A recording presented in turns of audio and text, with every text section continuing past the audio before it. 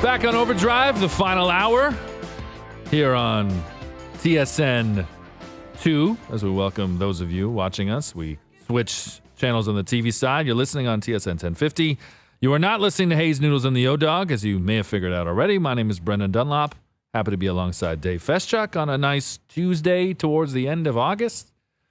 Have you got a lot of your summer stuff done? Like, are you worried that you're running out of time in summer? I mean, it's a busy year. I was getting that feeling today. Yeah. Like, we had it, what was a couple days ago, we had that kind of chillier day and it felt like fall for a little while there. It's nice that it's back to being hot today. But you kind of feel like, like Labor Day's coming, man. Like you gotta get it in. And as Pooley said in his sign-off, you want to have a strong end to your summer. He did say that. Have a strong end. Kind of Pooley's a great motivational speaker. He gets me revved up. So I feel like I should have a strong end to my summer. So I'm kind of thinking, like, I got a few more things to get in here before the weather turns. Like what? Like yard stuff? Like my yard's out of control, man. Yeah, out of control. I never got control of the weeds this year. Is that right? Your yard is out of control. Mind you, I've spent some time away from the house. There was a baby, so I guess it was. You got that pass. You got the baby pass. I guess so. Yeah, I don't want to be that guy with excuses, though. You know. Yeah, that first year's tough, man. Don't be too hard on yourself. The neighbors in the the upper floors that can see and like, what is that person doing 3 yards over? Oh, don't get me started about. Yeah, let's not talk. Neighbor judgment.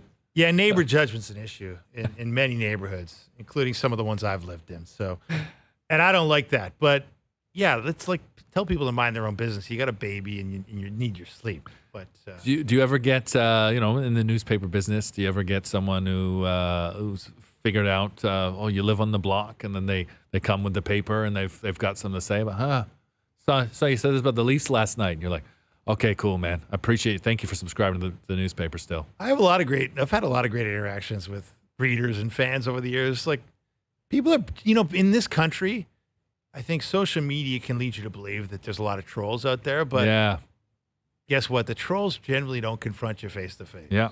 The trolls. Well, maybe that's changing. I don't know. Maybe there's more bold behavior out there, but the trolls like to live online. Morris said certainly behind the safety of a keyboard. Right, but people are pretty nice usually. And they just want to chat sports, which is great. I agree with that. Well, I love talking baseball with our next guest, Steve Phillips, TSN's MLB analyst, joins us on the line. Talk a little baseball. Steve, how you doing, man? I'm doing great. Good to be with you guys. You sound good as always, my friend. We were talking about this series that the Blue Jays have going to Baltimore, and it's easy to say, but I feel like this is true. This is the most important series of the season for them, and one that they really can't take lightly, but one that's intimidating given the fact that the Orioles are playing the way they are and that the Blue Jays have been awful against Baltimore this year. Yeah, they have not played well. Obviously, they have not played well against the American League East, except last series against Boston, where they swept the weekend series a couple weekends ago. And so, but here's the thing: the Jays should feel like the Orioles should fear them. The Blue Jays are a really good team. If you look at the stats, the Blue Jays have the best pitching in baseball. They've got the best ERA in all of baseball, not just the American League, in all of baseball. Their starting pitching gets them in every game. They need their offense to get going. They need these guys who are good players who have been underperforming to start to get the job done. That's what's happened at Seattle. That's the thing that has sparked for Seattle. They've had a bunch of guys who underperformed for most of the year, and now they're all getting hot. The Jays have every bit the capability. They're better position by position than most every team they play, but they need to up their game. And so, they're a well-rounded team with a ton of talent. And, when you look at the players, you go position by position around the field, they're better than just about everybody they play. They can stack up in that comparison game, but you don't play it on paper. You got to go out and execute. You got to get it done. You got to come up with the big hits. And it's time for Vladdy to do his best Julio Rodriguez imitation, put the team on his shoulders and start to get them going.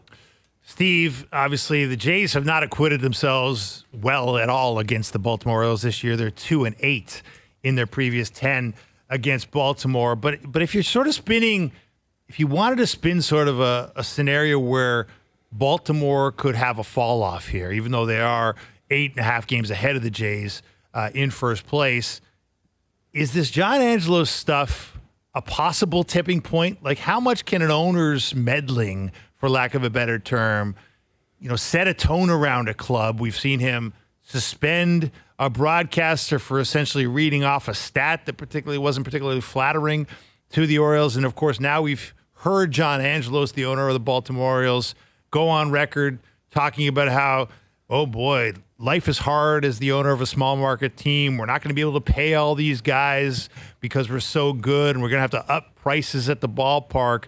Doesn't seem like a very good piece of karma to throw into the midst of a dream season in Baltimore, Steve. How much do you think it could hurt the Orioles? Yeah, I got to tell you that, I mean, it's not ideal, but as long as the owner's name's on the check that the players get, they don't really care all that much. You know, and here's the thing, they don't really care about general managers all that much, I found out. Like, I was surprised that when I got let go, like, they played the next day. I didn't think that they would, but they did. And so, you know, players just play, and, you know, owners' stuff, they tend not to worry too much about. And especially these young guys who you know, they're going to have great careers. And like the Orioles are nuts. If they consider themselves a small market, that alone is probably not exactly what they are. And two, if you're a small market, you actually need to sign your players, and sign them now, sign them early, sign them to long-term contracts while they're young, so that you're paying them until their age of 35 instead of until their age of 40. And so, but they've been the most risk-averse organization in baseball for years, for decades. When I was Mets general manager, they were the most risk-averse team that if you're going to make a trade with them, you'd have to send a player through a physical before the trade, and their doctors always rejected it. They always found something because they were afraid of ownership. They didn't want to say, yes, the guy's okay, have him get hurt and have ownership come down on him. So they always said no. And so, you know, it's an interesting franchise. Their GM is excellent. Michael Ice has done a terrific job there with them. And, you know, they put together a terrific roster. They got a great farm system. And so, you know, I just don't think the players care all that much. You know, maybe in the off season when it's time to get paid and everything. But right now they're rolling, and they just want to keep trying to win. The Blue Jays really need these wins right now. Obviously, at this point in the season, they wish that they, you know, were in that situation that the Orioles are. You say, you know, in a lot of ways, the Orioles should be afraid of them. That should be the attitude, the mentality that the Blue Jays have. Vladdy just hasn't been himself. Vladdy hasn't been the hitter to fear that he has been previously, obviously.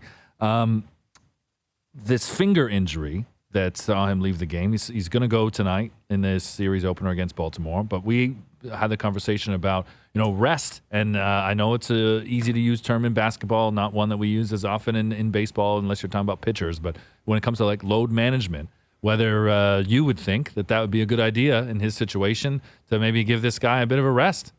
Yeah. So, you know, they had 3 off days in the last 8 days. And so I think that right now, because if it's a finger, I would just say that I would play him until tolerance, that his legs have gotten a bit of a break with 3 off days in the last 8. And so, you know, I think that it really comes down to what is the tolerance level? Can he grip the bat? What does it look like?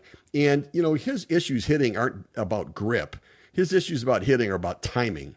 His issues hitting is that he's behind the fastball, in front of the breaking ball. He's trying to cover both. He's caught in between. And so then he swings to make contact instead of swinging to drive the ball. He's got to sit fastball, look to drive it, and then adjust and stay back on the breaking stuff. And he needs to get that home run derby type swing in his game. Because, you know, when you get caught in between, your weight is distributed in a way that you can't get under the baseball. You're level or you're on top of the ball, which is why he's not driving it like he's capable of. And so, and look, I think he's going to get there. It's a feel. Sometimes it just happens. A lot of times it happens after, you know, you've been off for a few days, you've cleared your mind some. And so I'm anxious to see if he can get it going. Plus, I like the fact that Bichette's back in the lineup with some of the traffic on the bases, which I think can also benefit him because they're going to have to attack him in a more aggressive way. Hey, Steve, you talk about getting it going. The Seattle Mariners have got it going, have won 7 in a row, of course, have opened up a 1-game lead on the Blue Jays for that third and final wild card spot. I wanted to get your take. We were talking about it earlier. Luis Castillo last night, great performance in a blowout win over the White Sox, 7 innings pitched, 5 hits, but he threw at one point, Steve, 47 straight fastballs. What goes through your mind when you see something like that? Yeah, that is flat out like posterizing somebody. That is putting their face and rubbing it in the snow That is bat flipping, like a Jose Bautista bat flip saying, I dominate you. Yeah. And I don't even have to use my arsenal. I can just throw my basic pitches and get you out. And he did. Like, he absolutely dominated him. He normally, between his four-seam fastball and his sinker, throws about 61% fastballs. Threw 47 straight to end his outing in 7 innings of one-hit baseball. And that is like insult. That is absolutely just, thumbing your nose at somebody and saying, you suck. I mean, really is what it is. Yeah. And it's pretty remarkable. And one that the White Sox need to shake themselves a little bit and get some pride. The Mets have won 7 of their last 9, despite the fact they sold at the deadline. And they've got some pride about the way they're playing and fighting. I look at the Cardinals. I look at the Cardinals may finish in last place for the first time since 1990. The White Sox are completely packing it in. And I know their manager, and he's a no-nonsense guy, but there just doesn't seem to be the grit and fight and the personality of the team. And he's banging his head against the wall trying to get somebody willing to go out there and battle and fight for him. Yeah, good point. I was thinking about Castillo and throwing 47 and just how, in the majors, I can't imagine another scenario where you as the pitcher don't think they're going to figure me out. This opposite. This is a major league opposition player. Exactly. It's like a position player pitcher where they go out there and they throw everything the same speed. They're just sort of trying to get through it all. That's what he was doing. He was effective. Now he throws harder than a position player does, but it's effectively. This is so easy that I can beat you with one hand tied behind my back. Yeah. So the Cy Young race. I mean, it was kind of brought up last night, Steve, that Castillo may be gaining in the race. I know people in Toronto would point out that Kevin Gausman's got a good case for the Cy Young Award, and obviously Garrett Cole's been very good on a Yankees team that has not. Mm-hmm. Where are you on who you think might win this thing as they head into the stretch run here? Yeah, so I think that Cole probably is out in front. Gausman is in the mix for sure. I think Castillo's got a little ways to go still. Sonny Gray's probably in the mix some, although he doesn't log a lot of innings. Felix Bautista, I think that, there's a chance that you could look at a closer jumping into that Cy Young race too. Now, I'm not a big fan of closers winning the Cy Young. We in Canada are with Eric Gagne. Yeah, right. I know. But so what he did was extraordinarily special. The 60 saves, the consecutive saves, and Batista's been great. But I think that works when you don't have a year where a starter is worthy. And I think we've got starters this year that are certainly worthy of it. Gausman with the strikeouts, certainly somebody that should be considered in all of it. And I think that the Cy Young can still be determined. I think there's enough starts left, probably 6 starts left for pitchers, 7 maybe, where I think it can completely, flip the script on where people are right now. So, I'd love to see Gausman just get hot, rattle off wins and shut down opponents. It would get the Jays to the playoffs, and it would get him into that award category. Talking about Garrett Cole and the Cy Young worthy season that he's having. Man, the Yankees. I can't believe the situation that we're talking about now with the New York Yankees. When you look at 3 weeks ago, where it seemed as though they were very much in this wild card race, and they had some things working against them, and now they're completely out of it. You're talking about just finishing the season with pride, essentially, for this team, and maybe some individual accolades to go for it. What do the Yankees do? Is Aaron Boone getting the axe? I don't think he will. Unless it completely collapses over the last 6 weeks. They don't have a managerial problem. In fact, quite honestly, the fact that they're 60 and 64 is kind of a surprise considering they had no offense. Judge was down and they had nobody around him in the lineup. They've gotten old, they've gotten slow, and they've had so many injuries to their pitching staff. And then some of the guys that were healthy have gotten whacked. That's not a managerial problem. Yeah. And so, I think Brian Cashman has had 25 years of being over 500. They've been over 500 since 1992. This could be the first time they finish under 500. I mean, he's won World Series championships. Cashman has. He's, built teams that have won championships or been part of the teams that have won championships. And he's had a great run of playoffs and success. So, they've had a bad year, and they've got some retooling that they need to do. They just called up some prospects, like many teams have, just trying to give them that shot in the arm to see if, some of these kids can play for next year. But I think Boone survives this unless it just completely bottoms out. So we're looking ahead in the standings, Steve, and you see the Tampa Bay Rays being where they are. They're in that first wild card spot, but there's a lot of problems around them, including some injuries to key arms, and of course the Wander Franco situation. Their best player being placed on administrative leave amid these allegations that we don't need to get into. But what do you think this does to them? And how do you, if you're GMing the Rays, Steve, how would you be trying to calm the waters when such an integral piece of your organization is embroiled in such an ugly thing? Yeah, I would protect the players from ever having to answer questions about it. I'd make sure that the media who's there knows the players are not going to respond, that you can ask. They're going to say no comment. They're not going to participate in it. Nobody in the organization is going to respond. We're going to focus on baseball. But, I think that they always have to reframe how they look at themselves and how they look at the league and how they look at their competitiveness, because they're different. Small market team. They don't build it the same way. They use openers. They mix and match positions. And so they're already looking at themselves a little differently. And I would just continue to sell business as usual. But I will tell you, there is a vulnerability there. They're not as good at the starting pitching without McClanahan. The Wander Franco situation is not only a distraction, but it's the loss of their best player on top of it. And so, I think there's a vulnerability there. Just like I think there's a vulnerability with Texas, who right now is sitting atop the American League West, but they've lost 5 in a row. Their bullpen gave it up yesterday. And they're not scoring like they did before. And so, and I think Houston I think Houston ends up winning that division. And I could see the potential exist that Seattle gets in as a wild card, Houston wins the division, and Texas struggles to where they fall out of the mix completely. And the Jays could end up passing them. So I think that the way that the playoffs look right now in the American League and even the National League and the wild card particularly, I don't know it's going to look that way come October. Do you have concerns over the Blue Jays making the playoffs? Sure. Yeah, I do. Because, listen, they're not in right now. Yeah. Seattle's playing out of their mind, but I think they're a better team than Seattle. Seattle's just red hot right now, and they're believing in themselves in a way that the Jays haven't yet this year. But it could be that Seattle's peaking a little bit early, that, what goes up does come down in this game. And inevitably, when you get on these sorts of streaks, on the other side of it comes the losing streak. And this is a team that didn't hit for a good part of the year.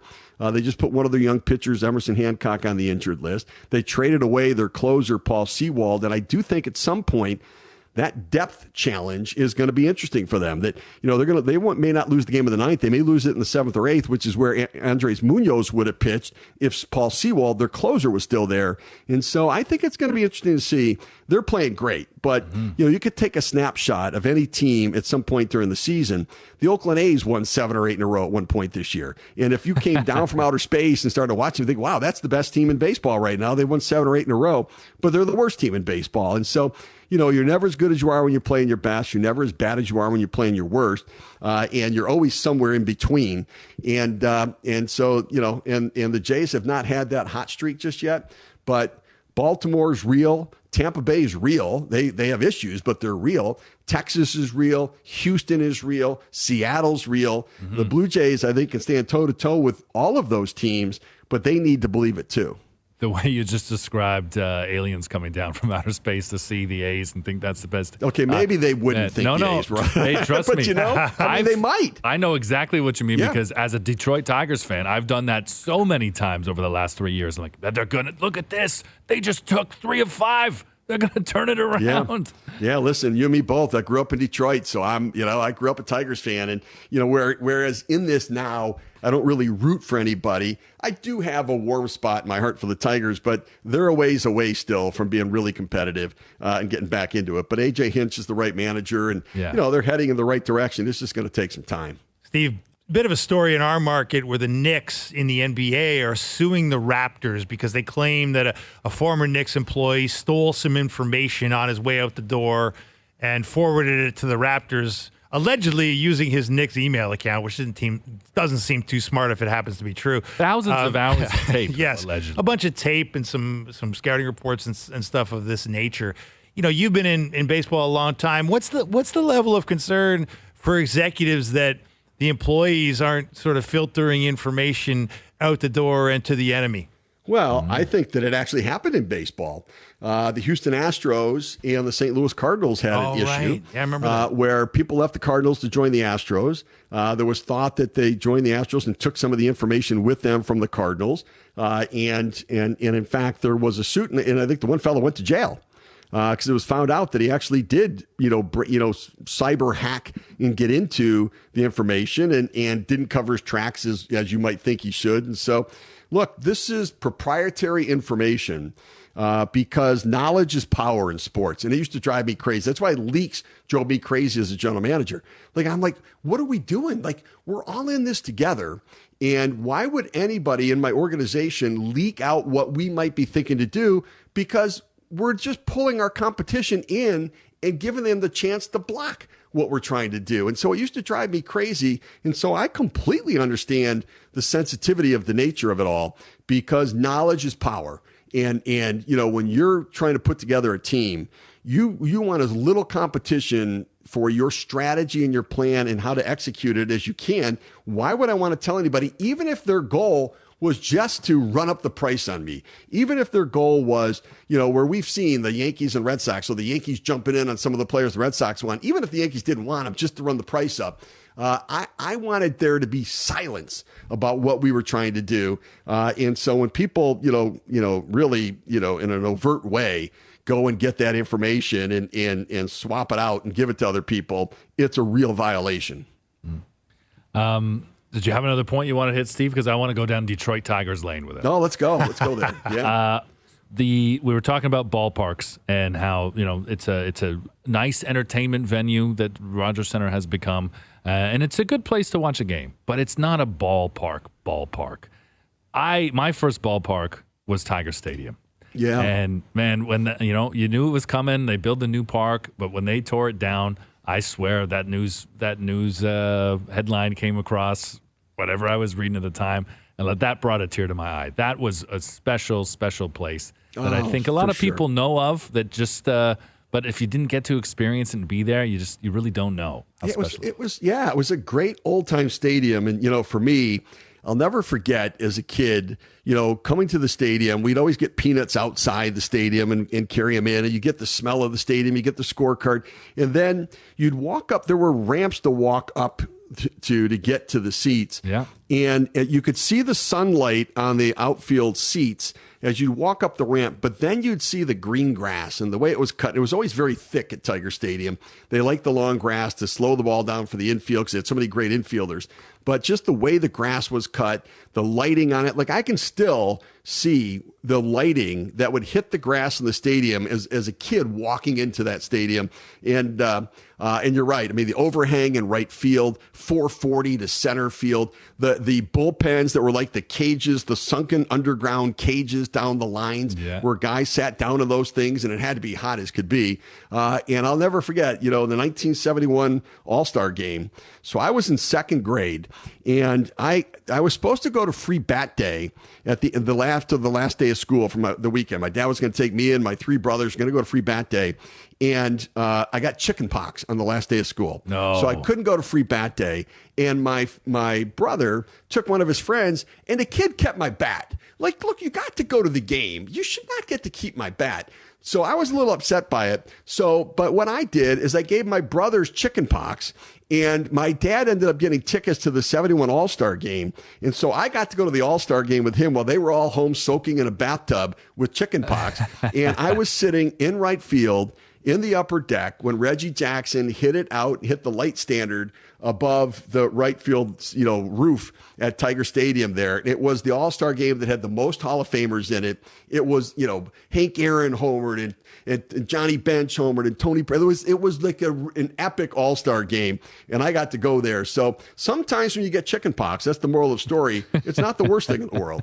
Maybe it can work out for the better. Oh, Steve, that's great. I knew I was going to get a good story out of you just bringing up Tiger Stadium. I had no idea I was going to get that, but thank you for sharing that, pal. You bet. Thanks for having me on, guys. Steve Phillips, love talking baseball with him. Love talking about old time baseball. Man, what old a stadium ballparks, that was. It really was. I mean, I think they did a great job with Comerica. I've watched a lot more baseball there. And the Tigers had some better teams, certainly some better pitching staffs at Comerica than they did at Old Tiger Stadium, at least in my lifetime. But it was a historic place. It was great. And what I love about the old stadiums that they don't have anymore is the overhangs. The way they had those overhangs. They had them in Boston Garden had one like that. The old Boston Garden had an overhang that if you felt like you were on top of the ice, right, or the basketball court for that matter. And that overhang out in Tiger Stadium, I sat up there a couple of times. It's pretty special. It made it special, and the bleachers, the way the sun hit the bleachers, was so hot. Yeah, Oh, it must feel like you were in the southern states. No, I mean it was a total dump. Let's be honest. I mean, it was a dump, but a great. We're talking about a shrine to me and many people listening in southwestern Ontario, Dave. Well, take it easy with your. A dump's a dump, Brendan. I mean, I like dumps. I'm a dive bar kind of guy, but they had to tear it down eventually. Oh man, I like the save there. You try to pull that back, my friend. We'll see how we can settle out the rest of the show now that we're completely at odds. This is OverDrive. Keep listening. Who knows where we'll take things next? You're watching on TSN2, TSN 1050, and the iHeartRadio app. OverDrive is brought to you by FanDuel, bringing you everything from the opening line to the final score. My name is Brendan Dunlop. Happy to be alongside Dave Feschuk. Just had some great baseball chat with Steve Phillips about everything Blue Jays, some old-time stories from one of my favorite sporting venues of all time, Tiger Stadium. Dave does not rate very much. We should play a game, Rate It or Hate It. That's what the kids would say. I like that. I hate how you described one of my favorite sporting institutions. A dump is a dump. I didn't. Oh, man. I mean that affectionately. There are few intersections in the world that bring emotion to me as much as Michigan and Trumbull.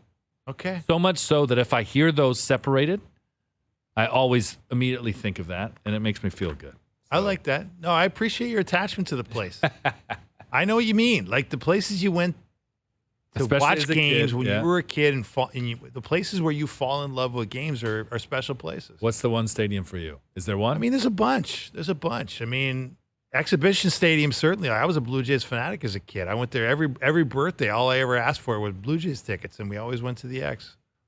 Well, it's great to go to the X when if you're a TFC season ticket holder, when the X is on, those are tickets you want to keep. And if you can't keep them, you sell them for a lot more. That's what people probably did the other night as they finally scored a goal for the first time in what feels like 10 months. And they'll get another opportunity, I think, with the Union in town. But let's talk a little TFC because there's a lot to talk about. Our friend from the Athletic, Josh Kloke, joins the show. Josh, what's up, man? Afternoon. How we doing, boys? Every time I'm in here to be able to have you on the radio, there's always some drama or some story you've broken that has everyone outside of this market wanting to talk to you. Are you saying I bring the drama? Because I don't think I do. That's not who I am in life. Is that what you're implying? I wasn't implying it quite like that, but I can understand how it may have surprised you. I'm just happy that you're the insider, man, that we get to talk about this because this is news that has a lot of people talking, scratching their heads, that John Herdman is the front runner for the Toronto FC head coaching gig, despite being the Canadian men's national team head coach, despite a home World Cup coming in 3 years.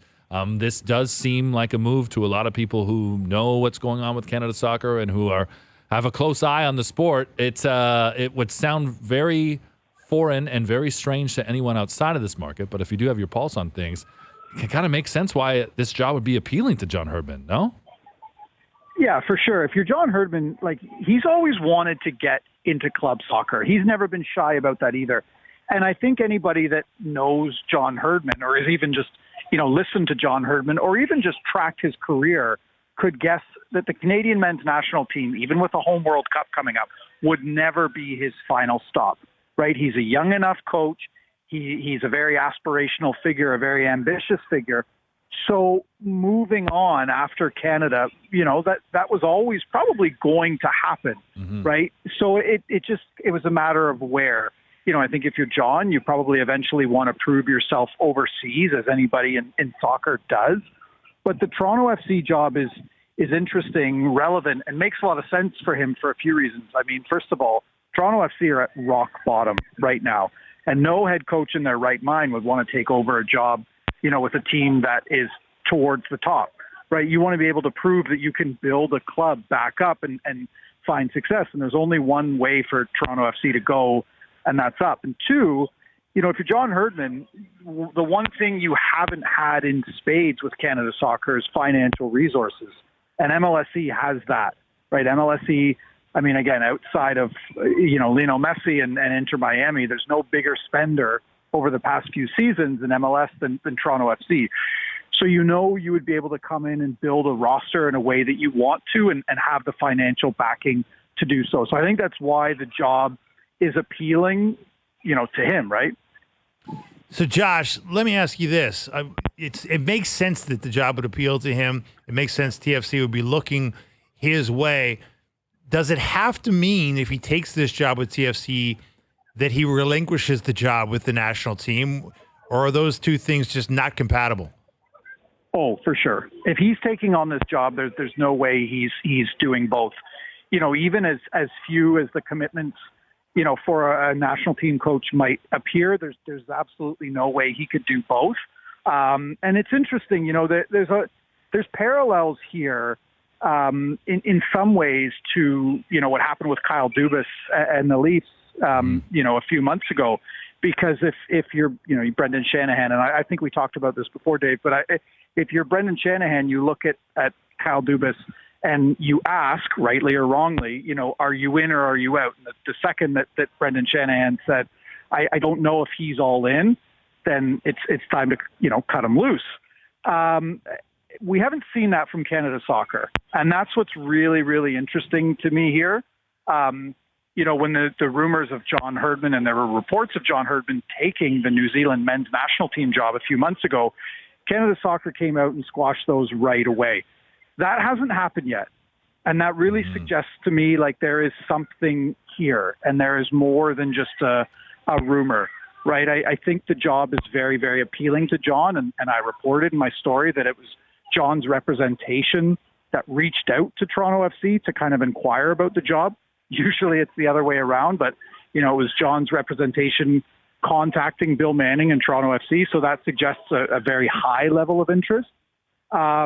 I think we've seen the kind of the frustration that John has had with Canada Soccer growing over the last few months, right? Like, and I made the Leafs comparison before, but I think it's apt here, right? Like, after the Nations League final loss, and this is when I think things really started to heat up, after the Nations League final loss in June, John Herdman, sits in his press conference and he essentially calls out Canada Soccer and he says, we're not serious about winning a World Cup at home. And he does this with his boss, Jason DeVos, sitting a few rows back from him in the press conference. Like in any other federation in the world, if you call out your boss and the company you work for and you say, we're not serious about winning, you're probably not employed for much longer. Like, again, like I'll put it to you, Dave, like you would know, like if the Leafs lost in the Stanley Cup final and Sheldon Keefe said, I don't think the Leafs are serious about winning a Stanley Cup final, like how many more hours is he employed for? You know what I mean? Right. No, exactly. Well, I guess the only defense there would be DeVos just got there, and he's kind of saying, hey, I've inherited a mess, I got to admit. What's DeVos going to say? Sure. I guess my point here is that John Herdman has kind of proven that he has so much power within Canada Soccer that he can essentially start looking around and examining other opportunities with a home World Cup coming up. Again, if this were most other federations, he might not be with the federation much longer. And that's what's really interesting to me about this story, is that he has the opportunity to do this. He has the opportunity to look around, again, with a home World Cup coming up. Mm-hmm. I think for me, and what's hard to stomach, as the fan of the sport that has seen it reach a height that, you and I and those who love soccer in this country have dreamed it would get to. A future for the men's national team program without John Herdman, scares me. I don't know who comes in and replaces him. I don't know how the program could possibly, be in a better situation in the very near future. And with a home World Cup, it just feels like him leaving in this situation.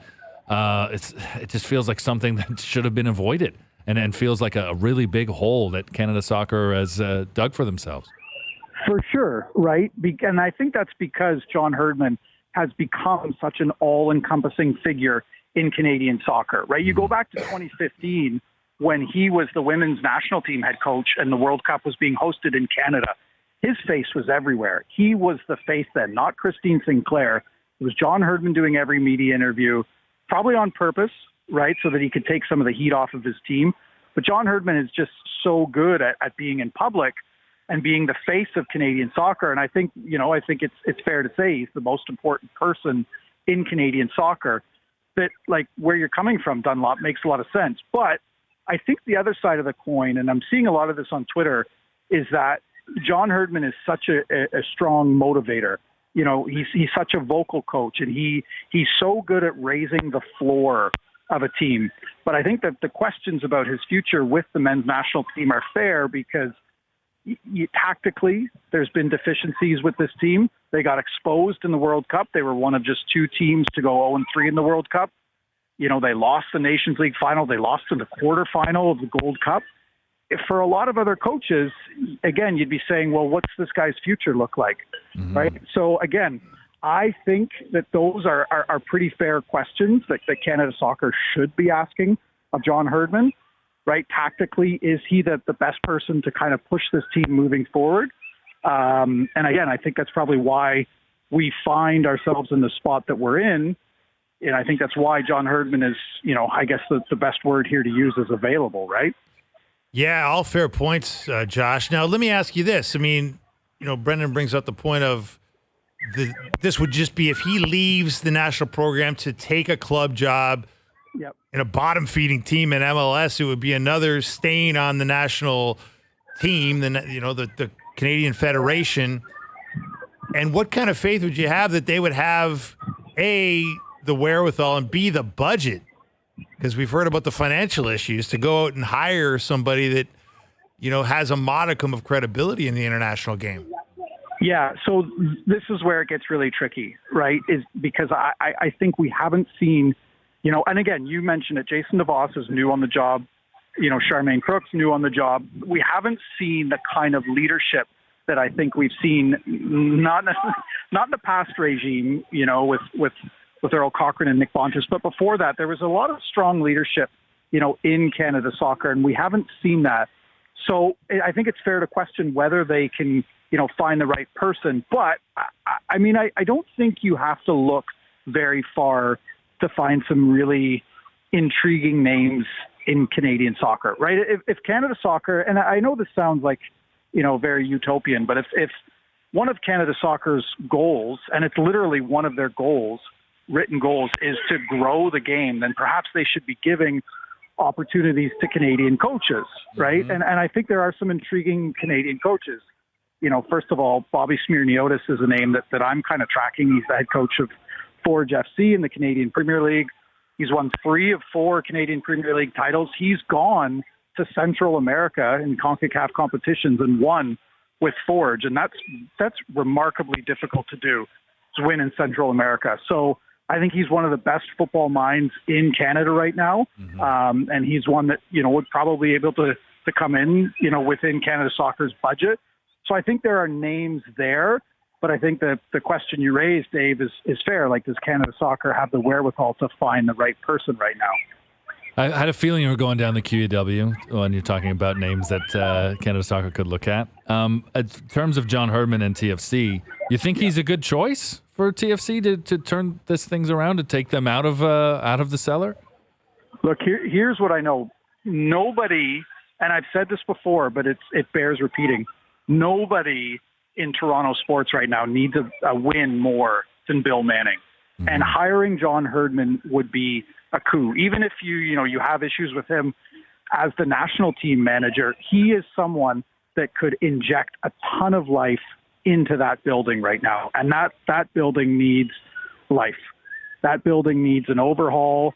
That building needs energy. And that's what John Herdman could bring. He's never coached in the club game, so that's an area of concern. But if you're Bill Manning and you could sell it as prying him away from the Canadian men's national team, you could sell that. The only question I have here, and this is a question that I think is worth following as the story develops, is Bill Manning going to get the chance to make this hire. Because we all know the way MLSE works, right? Bill Manning has hired, 2 coaches, and neither one of them have lasted more than 2 seasons, right? Chris Armas didn't even get half a season. That was a disaster. Bob Bradley was seen as kind of the savior. He didn't even get a season and a half. So if you're MLSE, aren't you in the right to say, well, hold on, Bill, we need to do kind of a real examination of everything you've done here to determine if you get the chance to hire the next coach. I think Bill Manning would love John Herdman to be his next coach, but I don't know for sure yet if Bill Manning is going to get the chance to make that hire. So quick answer then, Josh. When would this happen? It wouldn't surprise me if we go until the end of the season. I don't think they necessarily want to wait that long, but I think if you're MLSE, you probably want to have more nuanced discussions. And I don't think there's a need. It's TFC are out of the playoffs. They're not going to qualify for the playoffs. There's probably not a need to get someone like John Herdman in now. But, we'll see. You were at a kid's soccer game? Is that what I'm hearing in the background? So I'm literally taking time away from watching my 5-year-old at a development camp at Tim Hortons Field in beautiful Hamilton. Now, I know that's why the Bobby Smearniotis literally in his office right now, I am, but listen, I live down the street, and there's a fantastic program here sponsored by one of the steel companies that allows kids to come out and, have a kickabout on Tim Hortons Field. So I'm trying to keep an eye on my son, who I think is going to be a goalkeeper, if I'm being honest. Which maybe I've just brainwashed him with enough Manuel Neuer videos. So maybe that's it. Maybe that's it. Well, amazing, man. We both have kids with fantastic soccer names. I'm glad that he gets that experience at Tim Hortons Field. I'm sad we didn't talk about Leafs goaltending or pizza, but just means we'll do it the next time, Josh. Anytime. You guys let me know. Josh Kloke from The Athletic. Fantastic stuff. Man, I got to be on the field at Tiger Stadium and pitch on the mound at some kids' day. Wow. I love that Josh Kloke's kid is playing at Tim Hortons Field, home of the dynasty in the CPL, Forge FC, currently managed by Bobby Smearniotis, who knows for how much longer. Good chat, man. Lots to unpack there. Canada soccer space, I tell you. TSN 1050 once again delivering backpacks filled with school supplies to support local families. It's all part of our 9th annual Back to School Backpacks event happening this Wednesday, August 23rd, which is tomorrow, the 23rd of August. The summer has flown. This year's event, presented by Healthy Planet, together in partnership with the Children's Breakfast Clubs, 1,010 young students will receive the tools that they need to succeed before the school bell rings in September. For all the details, head on over to tsn1050.ca. More OverDrive still to come here on TSN 1050 and the iHeartRadio app. It's the final segment on OverDrive, which means let's make some money tonight, shall we? The Grappler, he knows all about it. We haven't heard from the Grappler. It's made for a strange show for me. I mean, JP's been great, but I miss looking at you, Grappler. I'm not sure about that. You're probably a little more comfortable without me yelling in your ear every 5 minutes. I mean, it's far less intimidating than it is in normal days. If you can tell by my posture, I do feel physically a bit more relaxed without your towering presence. I have noticed that, so I'm glad. I'm glad my lack of presence there today has been able to make you feel just a little bit more comfortable. Settle into the seat. Yeah, all right. What are we winning tonight, buddy? How are we doing this?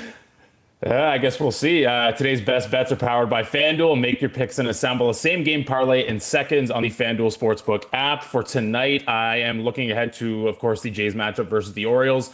Not expecting good things from the Jays tonight. I expect the Orioles' dominance over the Jays to continue. I got Ryan Mountcastle getting 2+ bases, Orioles on the money line, and the Kikuchi under in strikeouts, which is 6.5. You can take all that at plus 351. Today's best bets are powered by FanDuel. The first inning means as much as the ninth when you bet baseball on the FanDuel Sportsbook app. Please play responsibly, 19+ and physically located in Ontario. Petey pessimism over here, eh? Whoa. Like, doesn't bad. Yeah, I mean, listen, it's Ryan Mountcastle alone. Like, I don't care what the rest of the Orioles do. It's death, taxes, and Ryan Mountcastle destroying the Jays, and I expect that to continue tonight. Oh, man. Well, we were talking on this show about how the Chicago White Sox certainly don't look like a major league organization. They didn't last night against the Mariners. They've fired the front office. Ken Williams and Rick Hahn are gone. This is just in the last few minutes, so nothing like I guess maybe Luis Castillo throwing 47 straight fastballs had some repercussions. Imagine that. It's that the owners, the board just sees that. That's the last straw. Pick up the Chicago Tribune. We lost last night. Yeah, I know. But did you see Luis Castillo threw 47 in a row? These guys are gone. Yeah. That's it. The last straw. That make for a very weird exit meeting. Well, I got two days with you, and now you're off, man. I'm off. You're leaving. Hey, big show news, by the way. One of your scheduled co-hosts tomorrow, trivia question, one of your scheduled co-hosts tomorrow just signed a professional tryout contract in the NHL. Guess which one? That might mean that we're not getting I don't know. my scheduled co-host tomorrow. Guess which one? I'm gonna take a gamble here, swing, and say that is it Peter Holland? You're correct. Hey, Mr. Holland signed with the Avalanche, a tryout contract. PTO with Colorado. Yes, indeed. There we go. He's been working out with all the big dogs. He has been. Gary Roberts out here, so exciting to see. Yeah, Peter Holland. Yeah, I was wondering if you were thinking Frankie was making a comeback. Frankie C. Like maybe, imagine. Never know. I wouldn't put it past him. He's still in great shape. I wouldn't put it past him either, my friend. I know that the golf course that he loved in Woodbridge is gone. I'm looking forward to talking about that. Some people have told me, like, oh, get Frankie on the, I forget the name of the place now. The course is probably what they call it. Just old classic, simple place. But I've enjoyed our chats together, man, for these 2 days, and hopefully we get to do it again soon, pal. Good chatting with you. Enjoy the rest of your summer. Finish strong. Is that Finish your summer strong. Finish your summer strong. That's a pretty good way to go on out. Hopefully you thought we finished this show strong. Thanks for watching. Thanks for listening to Overdrive. I'll talk to you again tomorrow.